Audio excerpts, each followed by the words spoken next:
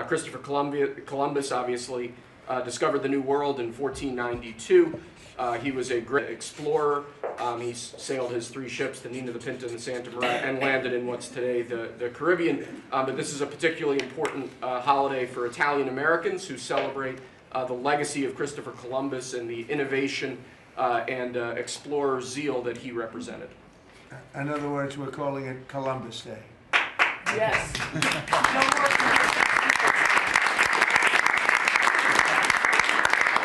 That was the press that broke out in applause. Can you believe that? I've never seen that happen before. The press actually broke out in applause. Good. Columbus Day. We're back. Columbus Day, we're back, Italians. We love the Italians. Okay. Thank you, Mr. Thank you. Great. Thank you very much. Have a good one, sir. So we covered Scandinavia and Italy. Not bad. Now for the rest of the world. So I want to thank everybody for being here. As you know, last night we reached a momentous breakthrough in the Middle East, something that people said was never going to be done. We ended the war in Gaza and really, on a much bigger basis, created peace. And I think it's going to be a lasting peace, hopefully an everlasting peace. Peace in the Middle East. We secured the release of all of the remaining hostages, and they should be released on Monday or Tuesday. Getting them is a complicated process. I'd rather not tell you what they have to do to get them. There are places you don't want to be, but we are getting the hostages back on Tuesday, Monday or Tuesday, and that'll be a day of joy. I'm going to try and make a trip over. We're going to try and get over there, and we're working on the timing, the exact timing. We're going to go to Egypt, where we'll have a signing, an additional signing. We've already had a signing representing me, but we're going to have an official signing. And the amazing thing is all of the countries over there, from Qatar to Saudi Arabia to UAE to all of them, I mean, the rich ones, the less than rich ones, they've all come together, something which is amazing, actually. They've all come together for this, and they're really probably the best relationships they've ever had. So it's been really something incredible that nobody thought it was possible to get it done. And very importantly, the hostages are coming back. As you know, they consider them hostages. They talk about them as hostages, but there are approximately 28 dead people, mostly young, mostly men, but and boys. I mean, boys. The one woman talked about her baby. Her baby's 25 years old, but you know, to her it's her baby, and we're bringing them home. We're getting everything, and to those parents, the dead young man is just as important, as though this person were alive. It's amazing. I've never seen anything quite like it. I've been very much involved. I've never seen anything quite like it. But it's really peace in the Middle East. And you remember October 7th was terrible, but also from the Hamas standpoint, they probably lost 70,000 people. That's big retribution. That's big retribution. But at some point, that whole thing has to stop, and we're going to see to it. Gaza is going to be slowly redone. You have tremendous wealth in that part of the world by certain countries, and just a small part of that, what they make will do wonders for Gaza. And I think you're going to see some tremendous countries stepping up and putting up a lot of money and taking care of things. But there's tremendous spirit like I haven't seen. And even the news, I won't call it fake news for this purpose, because they really were very fair today, I must tell you, in all cases. But they covered it very well. They covered it very fairly. Everybody loves it. Everybody. People that were never giving us a fair shake, frankly, they can't even believe it. They're so they're amazed by it. A lot of people are. But it was just everything came together. I think the attack was very important on Iran, because let's say that didn't happen, they'd probably by now have a nuclear weapon. Numerous nuclear weapons, and therefore, even if we signed a deal, there'd be a big dark cloud over it, and it wouldn't be the same thing. So Iran's different, but Iran wants to work on peace now. They've informed us, and they've acknowledged that they're totally in favor of this deal. They think it's a great thing. So we appreciate that, and we'll work with Iran. As you know, we have major sanctions on Iran and lots of other things. We would like to see them be able to rebuild their country too, but they can't have a nuclear weapon. So I want to express my tremendous gratitude to the leaders of Qatar, Egypt, and Turkey for helping us reach this incredible day and for being there. They were there with us all the way. And of course, as you know, Saudi Arabia and Jordan and so many. I will tell you, President Erdogan was personally involved in dealing with Hamas and some of the others. He's been great. They've all been really amazing. Indonesia's been amazing. Indonesia's been fantastic.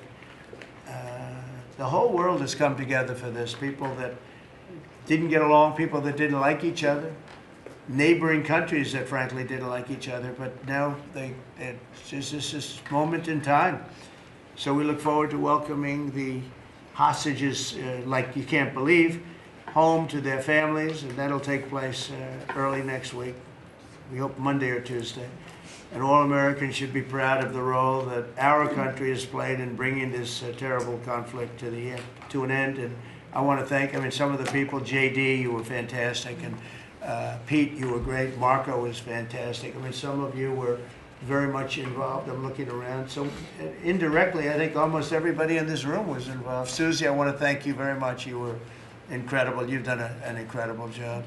So, and yes, John, what you've done was invaluable.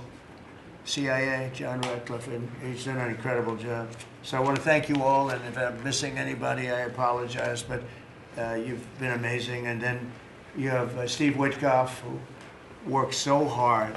And you remember we settled 7, this is number 8, we settled 7 wars, or major conflicts, but wars. And this is number 8. And the one that I thought would be maybe the quickest of all would be Russia-Ukraine, and I think that's going to happen too. But in the meantime, they're losing about 7,000 people a week, and that seems pretty bad. They're losing mostly soldiers, young soldiers. They go out to war, and they're getting killed. And while it doesn't affect us in a lot of ways, we've got a big ocean in between, you don't want to see that happen. It was a big mistake. That war should have never happened. It would have never happened if I were president. So we're here this morning for a cabinet meeting as my administration continues to deliver for the American people, despite the radical left lunatics that shut down our government. You have Democrats that they've lost their way. They have no leadership. We don't even know who to deal with over there. At least they know who to deal with. We have no idea who we're dealing with over there. It's like they have no idea what they're doing. Republicans have voted repeatedly to pass a clean, nonpartisan bill to reopen government at the same funding levels. We're not going to do anything only good for health care. We're really, I think, become the party of good health care.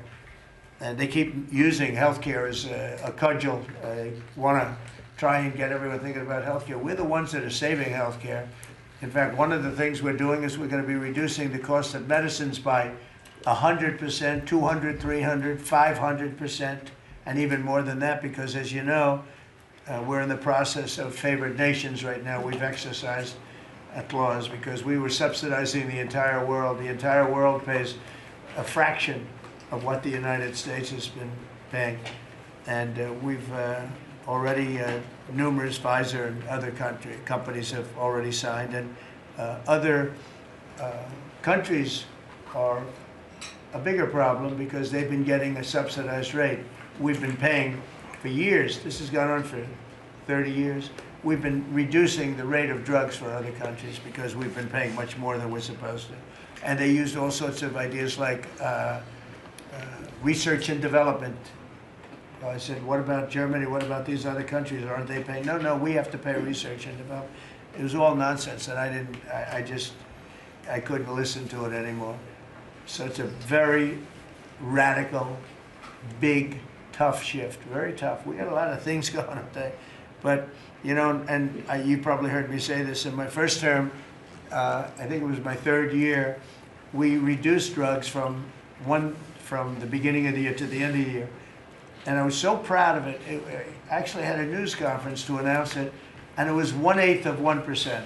Think of that, which is barely a reduction. But it's the first time in 28 years that there was a reduction in drug prices for the year. So from the beginning to the end, it was 1/8 of 1%. And I was so proud of myself. I did something that nobody else could do. But when I started to think about it, I said, doesn't make sense. And then I'm starting to look at numbers where a pill or a treatment or some pharmaceutical product is selling in Europe for 10% of what we pay for in New York City or in any one of our places and cities, states. And then I see people leaving for other countries to go buy their pharmaceuticals, where they make journeys to various other countries, including Europe, where they got the best bargains of all. And I put an end to it. It's over.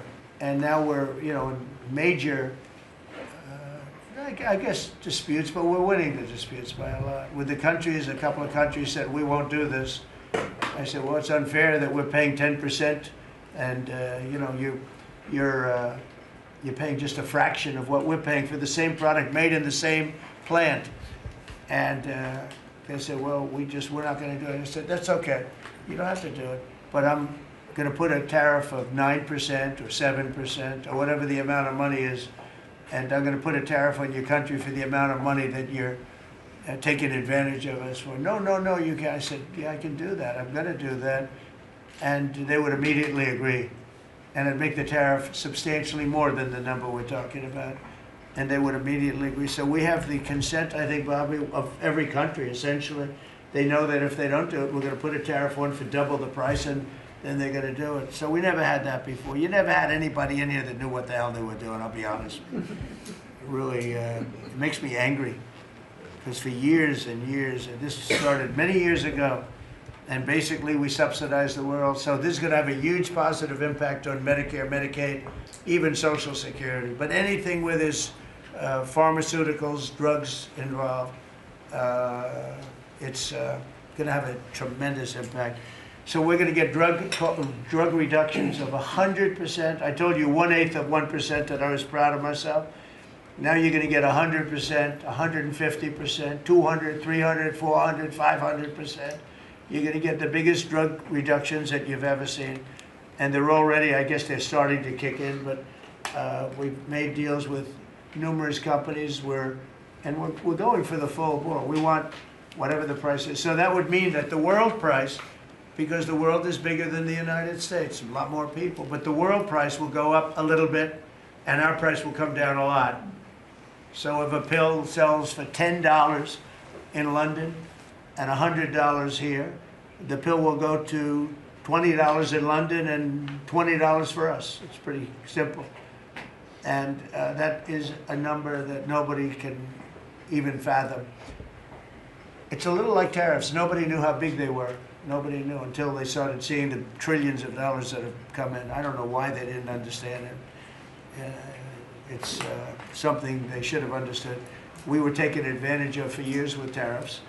And now, I don't want to say we're taking advantage, but we've become a very strong country because of the money that's coming in.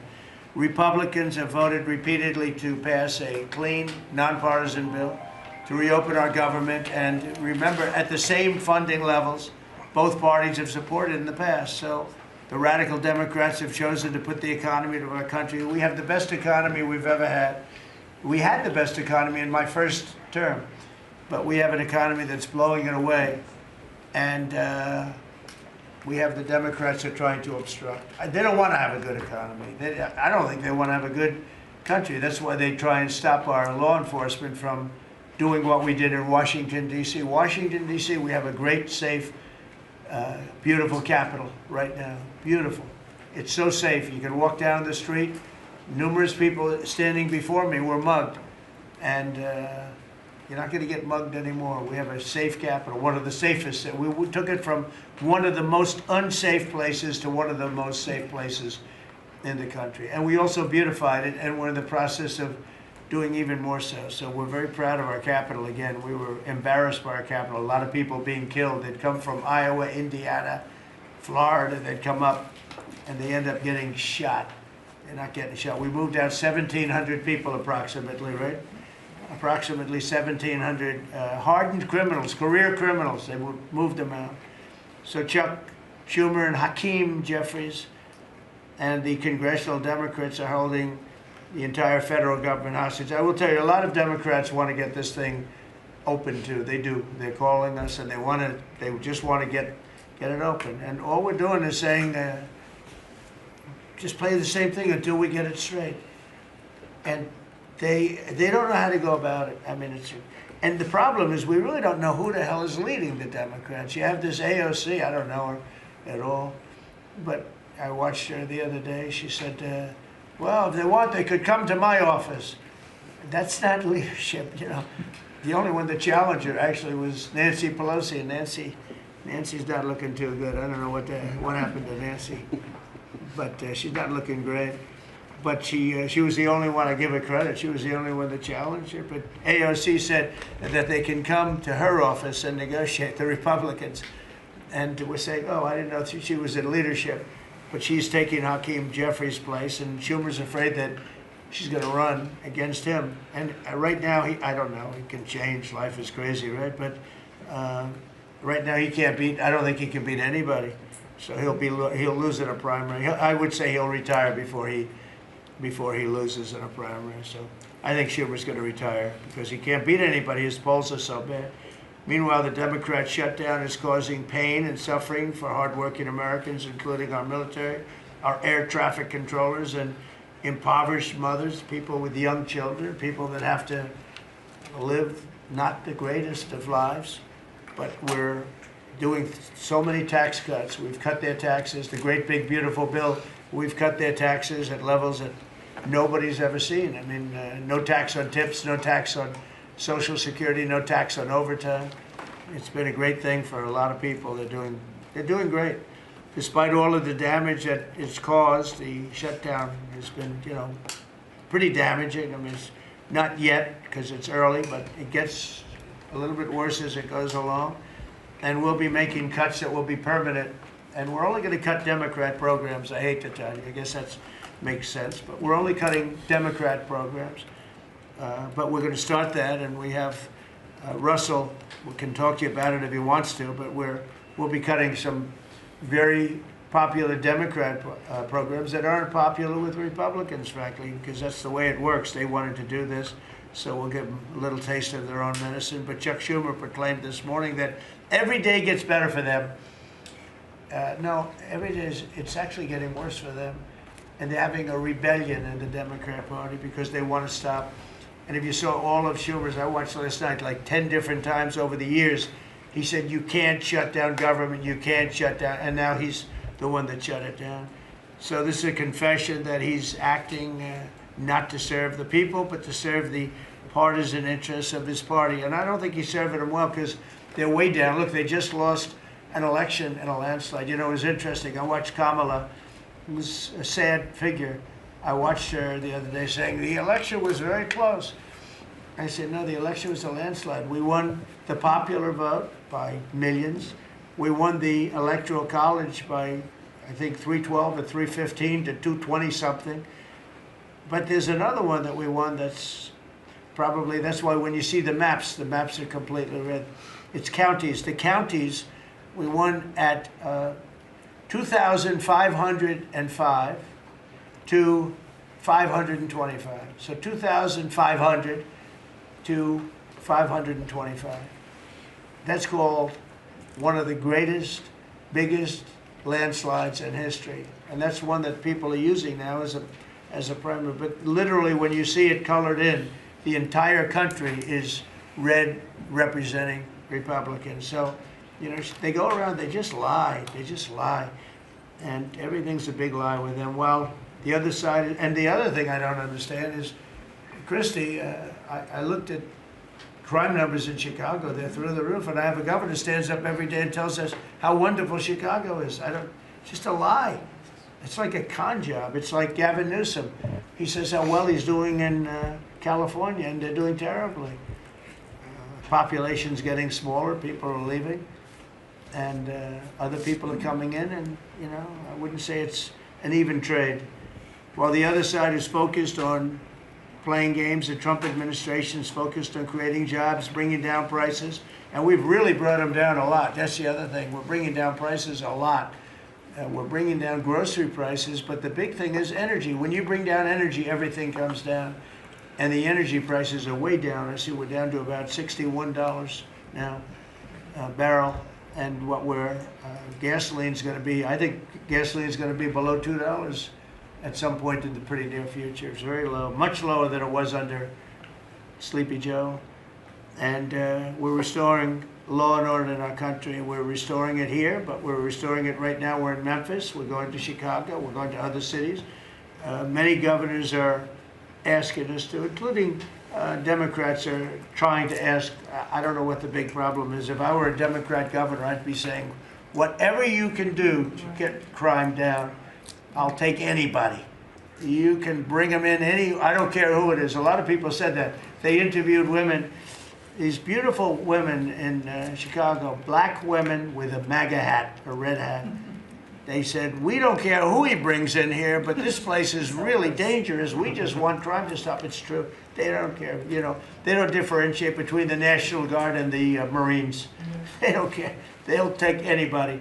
And that's the way it is. I mean, they want to see, they want what we did in D.C., they want to happen to them. And it's happening in Memphis already. It's still, I see in less than a week, the numbers are really good. And it'll be great, and we'll fix that. We'll go to various other places, and we're going to be stopping crime in our cities. And that's a great thing, and we won't get credit for it, but it's a great thing. We've launched a historic campaign to take back our nation from the gangs and the street criminals, violent repeat offenders, illegal alien lawbreakers, domestic extremists, and savage, bloodthirsty cartels. And very little, by the way, is coming in by water, in case you haven't known. The drugs aren't coming in by water. In fact, we can't even find any boats in the water anymore. We had boats, we were like a subway train loaded up with drugs. Every boat, every single boat that you see getting taken out kills 25,000 Americans. Think of that. Because it's, you know, it's pretty tough stuff, but it kills 25,000 Americans. So when you hear that, it's no longer tough. But here in Washington, we've deployed federal law enforcement and National Guard to restore public safety, and we're working to replicate that in numerous places all over the country. And we have a very powerful military. We have a very powerful National Guard. I want to thank the governor of Texas, who has been, as usual, great. Governor Abbott, he gave us 400 troops without even a question. And we have other governors likewise doing what has to be done, because they know we have to confront crime. We're directly confronting the sinister threat of left-wing domestic terrorism and violence, including the terrorist group Antifa. You saw that yesterday. We had a news conference. Antifa's out of control in Portland and other places, but mostly Portland in the case of Antifa. And we had people that were really badly affected by them. It was terrible. So one of those things, but we're knocking the hell out of them. And we're looking for the people that are funding them, and those people are going to be just as guilty as the people that smack people over the head with a baseball bat. And I'd like now to ask Attorney General Bondi and Secretary Noem to discuss this a little bit and tell where we are. And then we'll go around the room. We'll go quickly. We're going to go quickly if we can, because we have a lot of things to do, including I won't be spending that much time here because I'll be leaving fairly soon for the Middle East. And I'm very honored to be involved with that, I'll tell you. It's a great thing for our country. People are so happy about it. I've never experienced anything quite like it. I've never seen such universal praise for being able to do something. No, it's something that nobody thought was possible, and we're going to end up having peace in the Middle East. Who would have thought? So, Pam, could you start, and then Christy, please. Sure, President Trump, and despite the Democrat shutdown of our government, our law enforcement officers are out there working without paychecks, round the clock, to keep and make America safe. Secretary Hegseth and I were recently in Memphis. We had 1,100 law enforcement officers in one room with us. The Memphis PD, they were the happiest to see us, don't you think, Secretary Hegseth, of anyone. We had ATF, DEA, FBI, U.S. Marshals, I'm not sure if our park police were there. We had Treasury, Secretary Bessent, and of course we had Secretary Nones, Homeland Security, all working together with the Guard. They were so happy to have us there. We've been making arrests left and right. So far, we made 562 arrests and seized 144 illegal guns, just in the short time we've been in Memphis. And many of these people are career criminals. And when you take them out of a place, your crime rate just goes down. These people commit crimes every single day. They're sick. And we're taking them out. In some cases, we're bringing them back to their countries where Biden allowed, with the stupid open borders that we had in our country, to come in. But they're being brought back to other places, or they're being put in jail, but they're career criminals.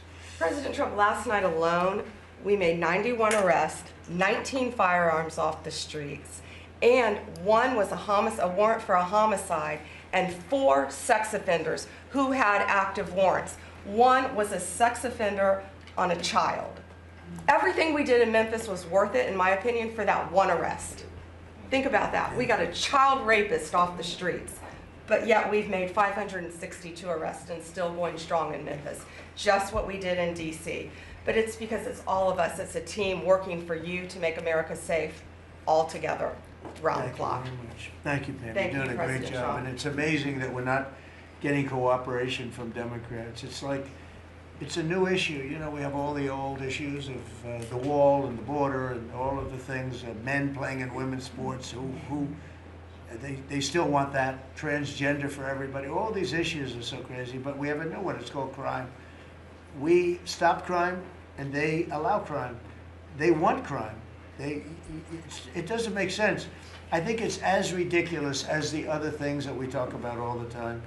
But I've added it onto our list, a 5-letter word called crime. We stop it, and they actually incite it. It's crazy. You would think they'd want them. You'd think they'd want Christie and Pam and all of the people. If we needed the military, Pete will be there. We've got a massive military. We have the best numbers we've ever had for recruitment. We have a lot of people now. We have people that can't get into them. In a great economy, they want to be soldiers again. A year ago, they didn't want to even think about it. Same thing as with police and firemen, everything. They want to join. They're proud of our country again. Christy, go ahead, please. Well, sir, thank you for your leadership and for deploying all of government to help us keep our country safe. You have talked extensively about how threatened our ICE officers are, but all of our law enforcement out there. And we saw the shooting in Dallas at that facility, so we're hardening all of our buildings and making sure that we have more security measures, snipers on the roof, people to protect our law enforcement while they're out there on the streets. But what I'm also doing, sir, is, and with your authority, is we're purchasing more buildings in Chicago to operate out of. We're gonna not back off. In fact, we're doubling down, and we're gonna be in more parts of Chicago in response to the people there. And then I was there a few days ago and looked at some facilities that we can deploy more law enforcement out of. Because what they're trying to do with these riots and violence is distract us and keep us from going after those murderers and rapists that are out in the streets. And then I was in Portland, went out and back on Tuesday, and met with the governor, met with the mayor, met with the chief of police and the superintendent of the highway patrol. They are all lying and disingenuous and dishonest people. Because as soon as you leave the room, then they make the exact opposite response. So we're looking at new facilities to purchase.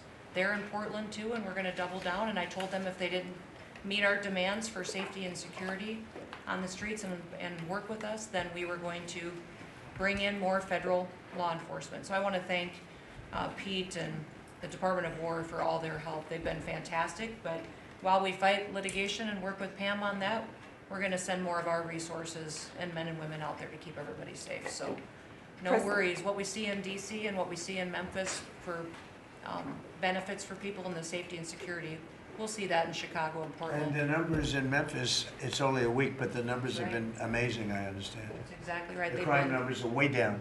Fantastic, and it shows what a partnership can be between local law enforcement and the federal government. And if we have to do it the hard way in Portland and Chicago, we will. But the people demand And the President safety. Trump, my lawyers are in court right now as we speak for you, arguing in Chicago and Portland to keep them safe, to bring in the Guard. The government doesn't want it there, but we do. We're going to keep their citizens safe thanks The to people you. want it. I don't understand the politics of it. I don't understand why a Pritzker is trying to protect people that are They're more really scared bad of, they're people. more scared of the anarchists that are on the street and the politics of it than they are of doing the right thing. I think they're afraid. Yeah, I they think are. they're They're threatened. They don't tell us, but I think Pritzker's threatened by people. 'Cause there's no other reason that this could be possible, that they don't want to have a safe Chicago. And we can solve the problem very quickly. And we're doing that anyway, regardless of if he doesn't want it or if he does want it, we're doing it anyway. So make sure.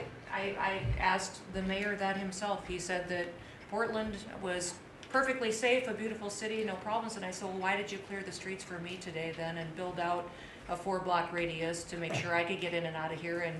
And these people on the street screaming death to ICE. There's graffiti that says Molotovs melt ice.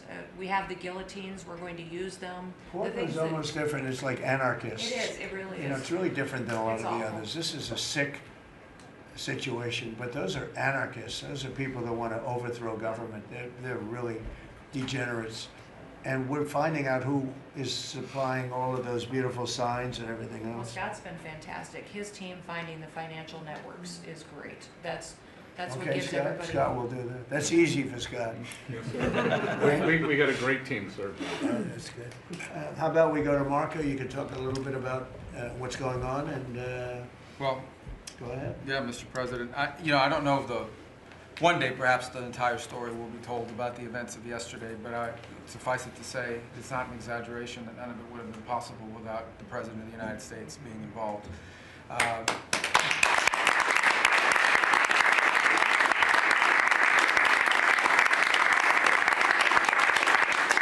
It really began with your trip to the Middle East, where these relationships were forged with partners in the region, personal relationships, close relationships that created the foundation where all of this was possible. Where I think this really took a turn. Remember, a month ago, no one thought this was possible.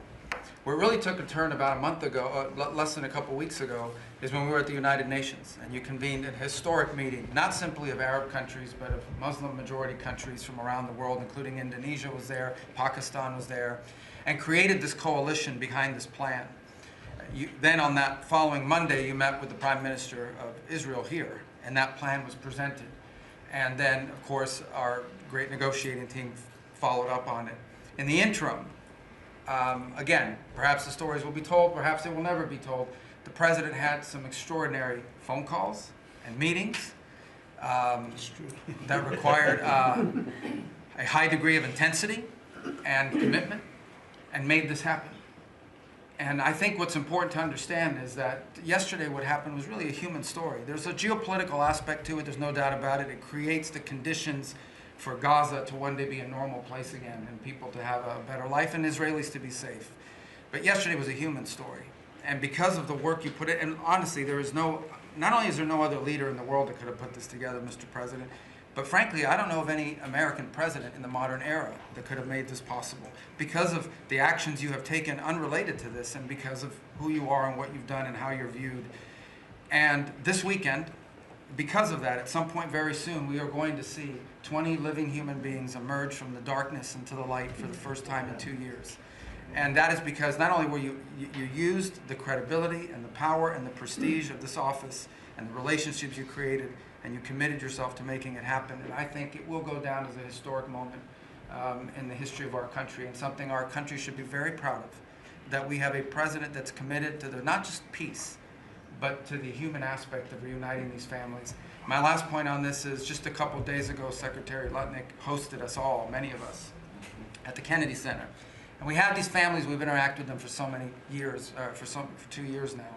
And the stories are heartbreaking, both whose families are alive and those who are deceased as well, who want their relatives back so that they can complete the process of grieving. And we had all hoped that perhaps that was the day that we would have an announcement for them on the anniversary of the 7th, but I know you were able to speak to some of those families last night, and I just hope the whole nation understands how incredibly proud they should be of their president and of their country for the role that they've played. And I don't want to let this moment pass, Mr. President, without also noting the incredible work of Steve Witkoff and Jared Kushner. Yeah. They're an incredible team working together, facing some substantial impediments to even being there this weekend and doing it. Let me just leave it at that. And they've done a great job on your behalf, Mr. President. They deserve a tremendous amount of credit. But thank you for what you've done for the world. For the world. Thank you very much, Rose. I appreciate it. I think because we have a very busy day with all that's going on, what we'll do is maybe just a few of you raise your hand if you'd like to say something that don't talk too long, Doug. He's doing such a great job. So good that he could talk all day. That's the problem, right? But you know, and what we'll do is just take a few hands, and then we'll go back to getting peace done. Okay? We'll go a little bit quicker. We'll take a few questions from the press. Go ahead, please. President Trump, I just want to double down on what Marco was sharing. It's such a remarkable accomplishment. I agree that no other president could have done this, but what set the groundwork for you able to do that? When you took office on January 20th, you made a 180-degree turn in our military strength with Pete's leadership. You were the master class in peace through strength. So militarily, we've completely turned around. We've demonstrated that through execution against Iran and others, that we have force. We want to end wars, but we'll use power if we have to. And then secondarily, peace through strength is also the prosperity, having the strongest economy and being willing to wield the power of a tariff in addition to the military power to reorder the globe. Those two things that you're standing on, both economic power and military power, allowed these negotiations to go forward. And I think as you've described the importance of these economic negotiations and all the trade deals, but that also begins with another 180-degree turn, and that was the 180-degree turn on energy. You have used energy diplomacy to bring prosperity to the American people, and you've used it to bring peace abroad. The combination of those three things have been remarkable, and now we're seeing the remarkable result. And we got one more that I know you want to end with Russia and Ukraine. Energy is going to play a key role in that, and now with this historic agreement, we're in a position working with the Middle East to also end the Russian-Ukraine conflict. So again, congratulations. Thank you very much, Doug. I appreciate it. Maybe I'll go to you for a second. You can just cap out what he said about the military, how well we're doing, and how big it is, and how strong it is. Mr. President, you're exactly right. At the War Department, you don't get peace without strength. And our job is to be the strength part of the equation and deliver that when necessary, as you demonstrated with your Order of Midnight Hammer. And the entire world saw. And I just want to echo what Marco said. It is a personal honor to be able to witness the way you lead and negotiate. I wish people had a full understanding of what that looks like, that historic nature. A lot of us vets, you know, the Vice President, Tulsi, Lee, Doug, probably after decades of war and the chaos that was unleashed through reckless and foolish American policies, never thought this kind of peace would be possible. Yet, with your strength, with your ability to wield trade negotiations, personal relationships, to open up that opportunity is truly historic on the world stage. And it creates a whole number of other cascading effects. And watching Marco and the Vice President and Steve and Jared, the CIA director, everybody come together to make it happen. You've formed a phenomenal team, Mr. President. And at the War Department, our job is to make sure if and when there's question about American commitment, the whole world knows we've got the biggest, strongest, most lethal, and most ready War Department in the world, which is true, which is why you've seen, we saw record recruitment in 2025, Mr. President. The first 2 weeks of 2026 already blows that out. FY 2026 already blows it out of the water. In fact, re-enlistment has already met its year-long goal in the Marine Corps in 2026. 2 weeks. Okay. You can't. There's no other way to create that kind of love and enthusiasm than with your leadership, sir. And it is an honor to work with Pam and with Christy and the cities across the country to make sure American citizens and law enforcement are protected with our National Guard. That's a core mission. And last thing, Mr. President, on the southwest border, the first group that rotated in to lock down that border to 0 crossings is now rotating out, and with a new border medal, the Southwest Border Medal, or it's actually called the Mexican Border Medal, revived from 1918, that will be pinning on their chest. So thank you for renaming the department, and we're trying to live up to it every day. Thank you, sir. I mean, think of this. We have record numbers of recruitment. 1 year ago, there were stories, front-page stories, that we couldn't get anybody to join the Army, Navy, Air Force, Marines, Coast Guard. My beautiful, I call it our beautiful Space Force. I love our Space Force. It's turned out to be very important. But we couldn't get anybody to join. Nobody wanted to join, including our police and fire. They didn't want to join anything. Recruitment was embarrassing. We couldn't get anybody. And now we're brimming. Now it's, and they're getting in based on merit now. A soldier's a soldier. They come in now based on merit, not based on woke stuff that anybody can qualify. You have to qualify for jobs. You have to qualify for certain types of jobs. And it's amazing. So we were embarrassed a year ago. Think of it, a little bit more than a year ago. I think it stopped on November 5th. I think it really started, this all started on November 5th, the election day. But now everybody wants to be, and we have an overabundance, and maybe we should raise it a little bit. I don't know. I like that idea, sir. But we could raise it. But we have so many people want to join, and they're proud of our country again. JD, could I ask you to say a few words? Yes, sir. So just a couple of things. Mr. President, first of all, congratulations on yesterday. It was a big day. To Marco, to Susie, to the entire team. But in particular, viewing it from this perspective where for months the fake news media attacked you, attacked the entire team, attacked your approach. You know, the definition of insanity is to do the same thing again and again, expecting a different result. The reason we're here is because the president actually charted a different course with a different team. He vested a lot of authority in Steve Witkoff in particular, and that's why we're here. It's because you did something different, and I think it's important to recognize that. I also think the president, you know, Marco mentioned the president's personal touch being a big part of this. You know, the one thing I'm going to say is obviously the president of the United States, a New York real estate billionaire, one of the most famous New Yorkers in the world, has a lot of interaction with a lot of people who are very pro-Israel. I think that was an important set of experiences and life experiences that he brought to the table. He also, of course, knew one of the most famous Palestinians in the world, Chuck Schumer, and I think without that background of knowledge, it would have been impossible to get us to this point. Second thing I would say, just on Chuck Schumer, the president mentioned this, that Chuck Schumer said this has been very good for us this morning about the shutdown. One of the things that we talked about before all the media came in and that all of us are going to work on for the rest of the day, we've been working on for days, is how to make the shutdown as painless as possible on the American people. So while Chuck Schumer brags about this being good, and I think the president is right, it's not good for him politically as much as he might think that it is, it's causing real consequences for the American people. There's a low-income food program, the WIC program, that my mom actually used when I was a baby. That program is about to be underfunded, and it's about to get cut off because Chuck Schumer won't open the government. We have troops. The Secretary of War mentioned how well we're doing on recruitment. We're trying to figure out how to pay our troops because Chuck Schumer is shutting down the U.S. government. There are veterans benefits that are going to suffer. There are Americans that are going to suffer because Chuck Schumer refuses to do his job. So while we're all celebrating this incredible success that we've had on the world stage, the country could be doing so much better if Chuck Schumer did his job and opened the government. Every single Republican, except for Rand Paul, has voted to open the government. A few moderate Democrats, to their credit, have voted with us to open the government. We just need 5 more Democrats to come to their senses and let the people's government serve the American people. I hope that they'll do that. Thank you, sir. Chris, please.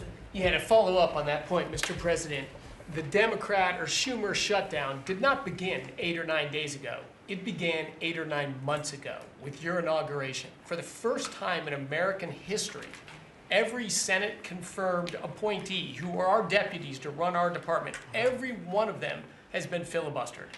One of the critical parts of my department is the National Nuclear Security Administration.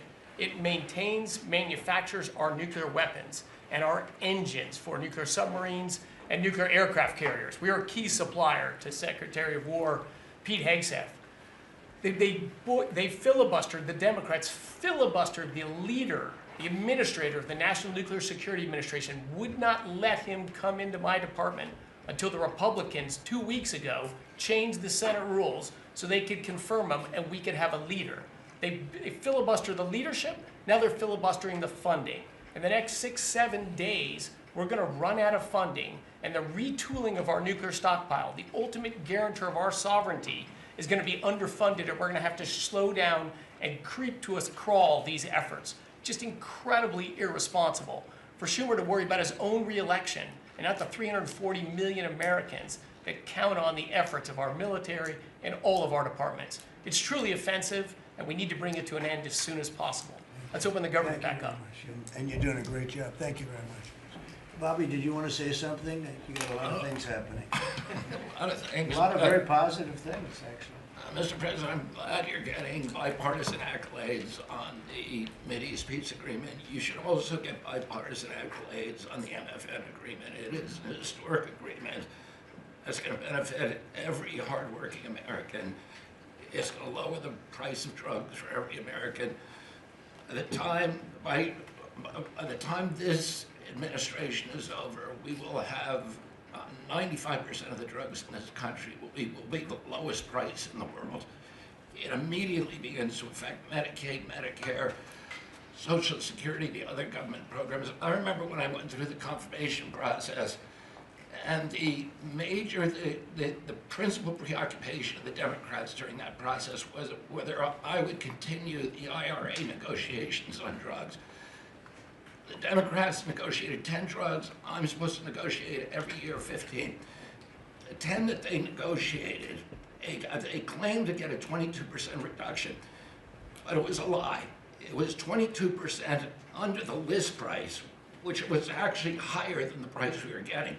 So Medicaid, Medicare ended up paying more for those drugs than they were paying beforehand. They only got a benefit on one drug. One was tied. 8 of them were lower. So they should be applauding what we're doing now. We're doing something that every administration, Democrat and Republican, has been saying that it was going to do for decades, and you got it done because you understood the power of the tariffs. That we had leverage over these companies. And you did it in a way which you asked us to do, to negotiate in a way that was not going to stifle innovation, that was going to make sure that those companies could bring their production home, and they are doing that. And it was a profound success. It will affect every American for 100 years. And you should be getting bipartisan accolades on that. I'll say one other thing about Tylenol, only because of this. This morning before I came in here, somebody showed me a TikTok video of a pregnant woman at 8 months pregnant. She is an associate professor at the Columbia Medical School. And she is saying F Trump and gobbling Tylenol with her baby in her placenta. And the level of Trump derangement syndrome has now left the political landscapes, and it is now in the realm of pathology. And a mother could overwhelm millions of years of maternal instinct to put her baby at risk. And all you have to do is look at the studies which you and I talked about. It's not dispositive that causes autism. It is so suggestive that anybody who takes this stuff during pregnancy, unless they have to, is irresponsible. There are 15 rodent studies. Every one of them shows if you give it to the mother, the babies, and particularly the male babies, have profound neurological and behavioral changes. There is a study from Johns Hopkins on cord blood where they divided women into 3 categories: those who had the least acetaminophen in their cord blood, and those who had the most. The ones with the most had 3.6 times the rate of autism in their children. The middle category had 2.2 times, so it's a dose-related response. And there are dozens of studies that show the countries that use the most have the highest level of autism. Cuba has the lowest level in the world of acetaminophen use, and it has the lowest autism rate in the world. So this is not dispositive. It is not proof. We're doing the studies to make the proof. But in the meantime, the precautionary principle should apply. And any mother who is taking this stuff during pregnancy just to get back at Donald Trump is doing something that is pathological. And we're seeing that across the board. I got a lot of other stuff to talk about, but I know we got a short time here. But thank you, Mr. President. You're making our country healthier again. Thank you, Bobby. Could you just say, for the record, state what the autism was, let's say, 20 years ago and what it is today? In 1970, the largest epidemiological study in history was performed. 900,000 kids were looked at. They were looking for autism in Wisconsin children. They looked at every child in Wisconsin who was 8 years old. They found an autism rate of 0.7 per 10,000. So almost close to 1 in 20,000, less than 1 in 10,000. Today, the autism rates are nationally 1 in 31, but it's actually much worse than that because California, which has the best collection system, reports an autism rate of 1 in every 19 children, 1 in every 12.5 boys. This is a national security issue. There is nothing more important, and I'm grateful to you, Mr. President, because you know the flack that you take for talking about this issue.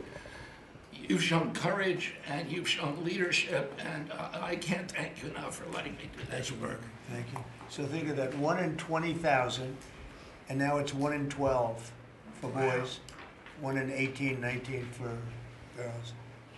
So obviously there's something that's artificially, I think, induced, something, whether it's the vaccines in terms of these massive vaccines that are twice the size of a jar like that, of a glass of water like that, I mean, into a baby's body. And I've suggested get them in doses, get them in, maybe 20%, 30%, but smaller, not such a big. I think, that. Then we had certain recommendations, the MMR, take them separately. The measles is already separate now, and it works out much better, but there doesn't seem to be any impact if you take it separately. If you take it as a combination, it's not so great. And some other things, but I would say don't take Tylenol if you're pregnant, and when the baby is born, don't give it Tylenol. If you can avoid it at all, just don't give it Tylenol. I'll say this. Really, also, what do you have to lose? You really don't have much to lose. Yeah, go ahead. There's many other confirmation studies. There's 2 studies that show children who are circumcised early have double the rate of autism. It's highly likely because they're given Tylenol. So, none of this is dispositive, but all of it is stuff that we should be paying attention to. But, there's a tremendous amount of proof or evidence, I would say, as a non-doctor, but I've studied this a long time ago. I met Bobby in my office 20 years ago. We were talking about the same thing 20 years ago. And I was a real estate developer. It bothered me that it seemed to be getting worse, but it's so bad now when you hear these numbers. It's not even really sustainable. I don't know how people do it, but there is some very strong evidence on Tylenol. In fact, at one point, I guess the company gave a warning. They still don't recommend it during pregnancy. That's the weird thing. They're not recommending it, and that's the company itself. So just don't take it. Don't take it. If you're a woman, don't take it, and don't give it to the baby when the baby's born, and I think that's going to have an impact. But I'd also get the shots in smaller doses. There are a few things, we gave a few things that just seem to be, and I think you'd get that number way back up. Think of it. You have 1 in 20,000, and now it's not even believable when you think that 20,000 drops to 12 children. So that's induced by something that's given or taken, and it should be able to be stopped. And you're talking about the Pennsylvania Dutch, you were talking about the Amish, where they don't take any of this stuff, and they have virtually none, right? They have no autism. So we're doing something very bad. Somebody's been given some bad things. Other countries, by the way, we have, I think, we have 82 vaccines that we give simultaneously. And I'm a vaccine believer, by the way. I believe in the polio vaccine. I believe in a lot of vaccines. But when you give 82 vaccines in a shot to a little baby that hasn't even formed yet, it's a lot of vaccines. And in Japan, they give a much smaller number. In Germany, they give a much smaller, like 28 vaccines. That's a lot too, but 28 is a lot different than 82. So, but I would say on the Tylenol, don't take it, and that will be. I think it's going to be a big factor. I think it'll be a very good result, and I hope we're going to be able to see that result in the not too distant future. Because certainly, people have heard us loud and clear. That's why I bring it up again. That's why I asked you to talk about it. Because this is a horrible thing, and if you don't take it, I mean, you have to tough it through sometimes. There are other things you can do, but you have to tough it out. It's easy for me to say, but I think you're going to see numbers that will be it'll be so significantly improved, and maybe fully improved. I mean, there's something there, there's something going on, and we have to address it. And so I'm addressing it the best I can as a non-doctor, but I'm a man of common sense. Okay, any other questions? I'd like to comment on the Yeah, workforce. please. Mr. President, a lot of people are calling to give you the Nobel Peace Prize after this peace deal that you managed to achieve in the Middle East. First of all, your opinion on that, and I was wondering about your trip to the Middle East, if you can tell us if you're considering to speak at the Knesset, at the Israeli parliament. Well, they asked me to speak at the Knesset, and I've agreed to. If they would like me to, I will do it. It's the first time a president has ever done that, so that makes it very interesting, right? Yeah, of But course. yeah, so I will do it if they want me to. They have asked me to do that. Thank you. Families of hostages are out in the streets in Israel dancing and crying tears They're of all joy. dancing in the streets right now. They're dancing in the streets. They're so happy. Everybody's happy. They're dancing in the streets of Arab countries, Muslim countries. I've never seen anything like it. Everybody is happy. It's been really amazing. Thank you. President Trump, on the international peacekeeping force that's going to be deployed to Gaza soon, do you expect that Pakistan, Turkey, other countries to contribute forces? Has that become firmed up? And also on the shutdown, it seems like in the House there's a majority support for a temporary extension of the Obamacare subsidies, perhaps minus the funds for illegal immigrants. Is that how you see the deal to end the shutdown happening? Well, I see the deal just getting extended as we continue to talk, but we're willing to pay because we're paying. You know, it's very simple. We're paying. And the Democrats are the ones that cause this problem, and it's a big problem for them. And they have a lot of break in their ranks. But so I see that, you know, I think that'll get worked out. But we want to get back before we do this. We don't want to have a gun held to our head. We don't like that, and the public doesn't like it either. So we want to get back, and I think it's going to work out. I think it's going to work out very well. It's something that shouldn't have happened. This was supposed to take place before the election. You know, this was supposed to take place on September 28th, before the election. We shouldn't even be talking about this right now. This is actually something that shouldn't have even happened. Yeah, please. Mr. President, looking ahead, what guarantees Hamas disarms and that Israel doesn't resume bombing once the hostages Well, are the first released? thing we're doing is getting our hostages back, okay? And that's what people wanted more than anything else. They wanted these hostages back that have lived in hell like nobody has ever even dreamt possible. And after that, we'll see. But they've agreed to things, and I think it's going to move along pretty well. But what is phase two? When does it I'm not begin? going to talk about that because you sort of know what phase two is, but there will be disarming, there will be pullbacks, there will be a lot of things that are happening. You know, I gave you a whole list of 22 different things that will take place. And I think it'll take place, and I think you're going to end up with peace in the Middle East. But we have to get our hostages back. And we weren't going to do it at the end. We're going to do it at the beginning. We said we want them at the beginning. We're not doing it. You know, we got the hostages back. We did, as a group, with Steve and Jared and Marco and me and all of us. We got the hostages back. We got many of them back. Many, unfortunately, were dead. But we got many back that are now living with their families, with their parents in many cases, and with their husbands, families, wives. Many of them, they celebrate all over. They're the ones that are celebrating the loudest. They're all over. There are a lot of them that we got out. But the last 20, and I always said the last ones are going to be the most difficult. But it's been a very big deal getting the hostages out. But the rest is going to take place too. And can you promise Palestinians they will be able to stay?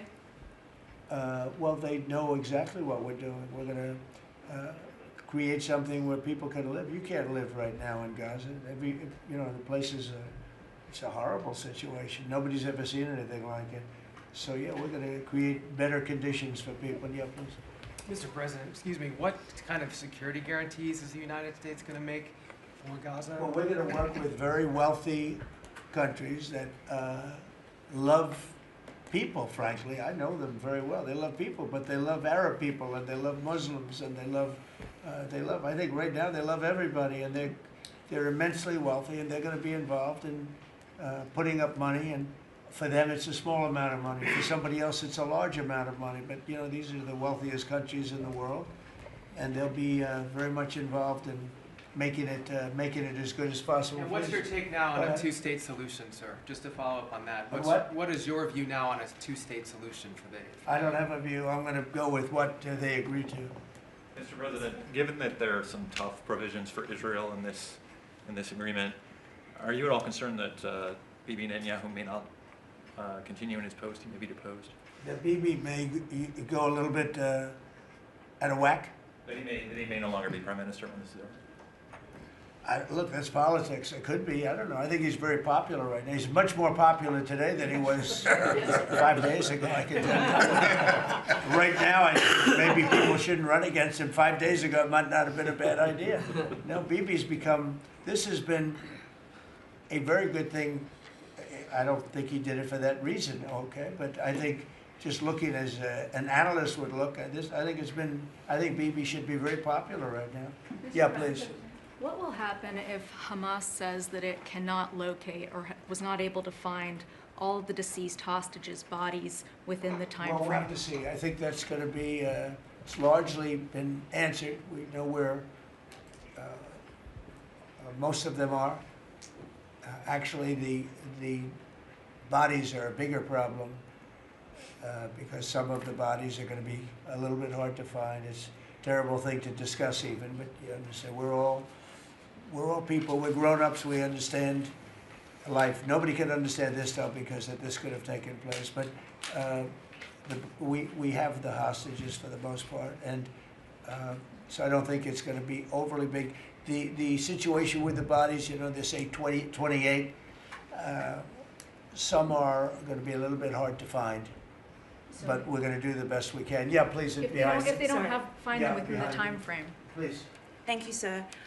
Regarding Jared Kushner's role in the negotiations, can you explain a little bit about why he came on at the last minute?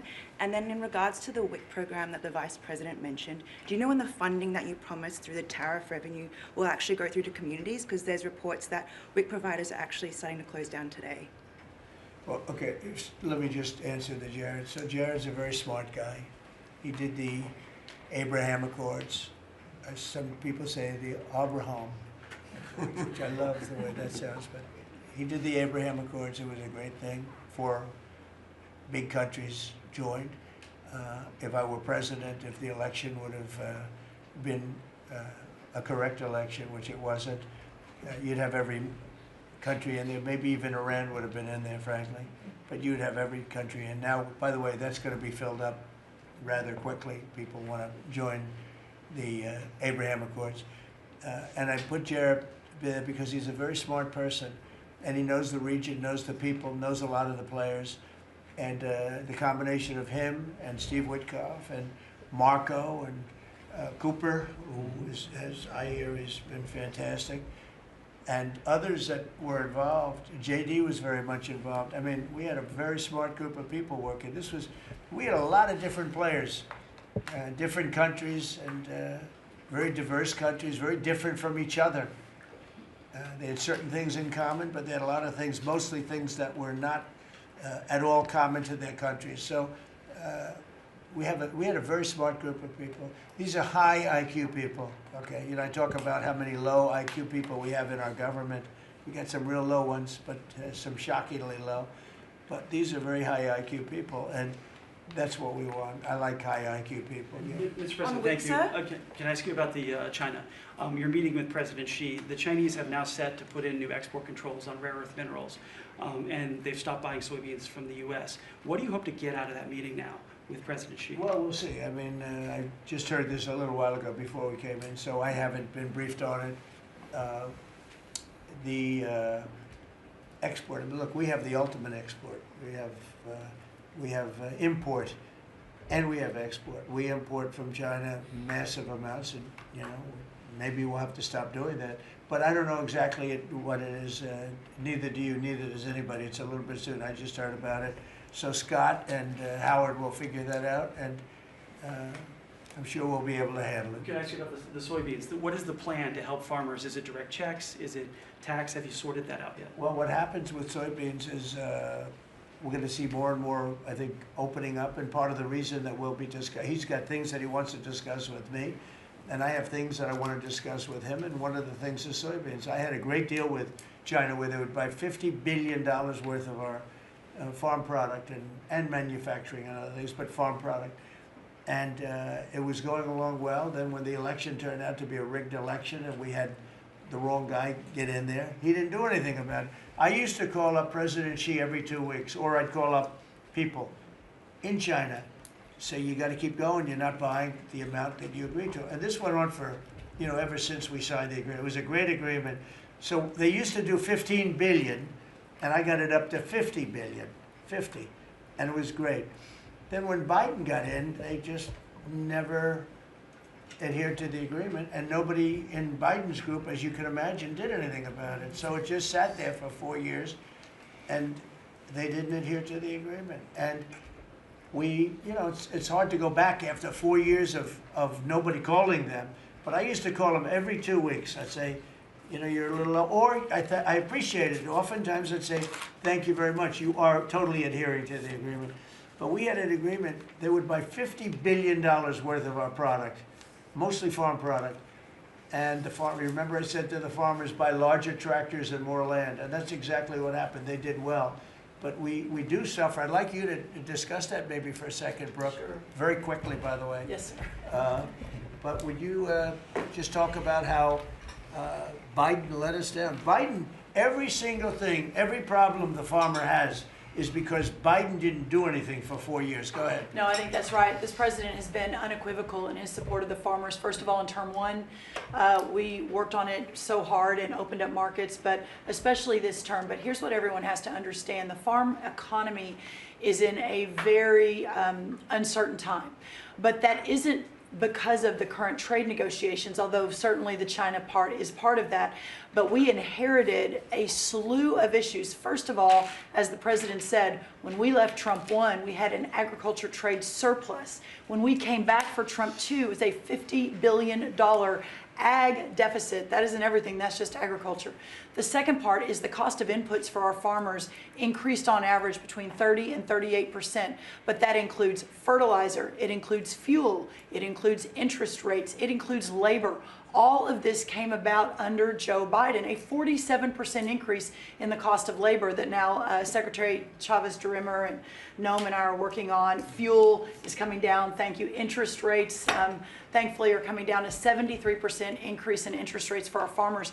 They couldn't get loans to make sure that they could move forward. So that's all really, really important. And I think we have to realize what the president's commitment is this, that we're moving into an era of rural prosperity, of a golden age for our farmers in rural America. The trade renegotiations and the trade realignment that Jameson and Scott and Howard have led with the president's leadership is unlike anything that's happened in the history of our country. And those that will benefit the most are the original Americans, our farmers and our ranchers. The president has committed, if we need a bridge, he has talked about that to get us from the Biden years to the new Trump era. That's what we're working on every day. We've got to get the government reopened so that we can move forward on that. And once we do, we'll be able to move out a significant program to help our farmers. Long term, we have to change this hamster wheel of government. We've got to ensure that the farmers have the market to sell, and it's a national security issue and onshoring a lot of the food as well. Okay, So, sir, thank you. Thank you, everybody. I think that's enough. Thank you, press. Thank you, press. Let's go. Thank you. The country is doing very well. Thank you very much, everybody. Thank you, press. Are you still open to go out? Thank you. Thank you. Let's go, press. Thanks, guys. Let's go. Head out, guys. Thank you. Thank you. Right this way. Thanks, guys. Grab the camera. We can come back. Here, if you head out. Thank you.